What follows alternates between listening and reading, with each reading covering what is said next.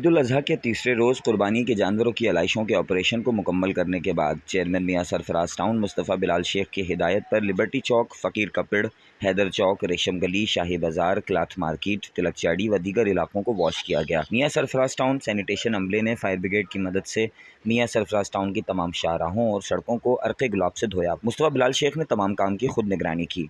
इस मौके पर municipal commissioner Fahim Jamali, vice chairman UC 31 Naeem Zardari, vice chairman UC 30 Azam आरई, यूसी 23 बासित राजपूत, यूसी 32 अदनान देसवाली और कौंसिल मेंबर अतीक राठौर भी मौजूद थे। चेयरमैन मुस्तफ़ा बिलाल शेख ने कहा कि शब रोज़ मेहनत के बाद टाउन मियां सरफराज के एरियाज को क्लियर करवा दिया गया है। तारीख में पहले कभी इस तरह के काम की मिसाल नहीं मिलती, जो काम पीपल्स पार्टी के मुंतखब नुमाइंदों ने कर दिखाया। एंटी डेंगू स्प्रे और अर्क़े गुलाब से सड़कों और मेन शाहराहों को साफ सुथरा कर दिया गया है ताकि किसी भी किस्म का ताफ़ुन और बीमारी ना फैले और हैदराबाद के शहरी खुशहाल माहौल में सांस ले सकें।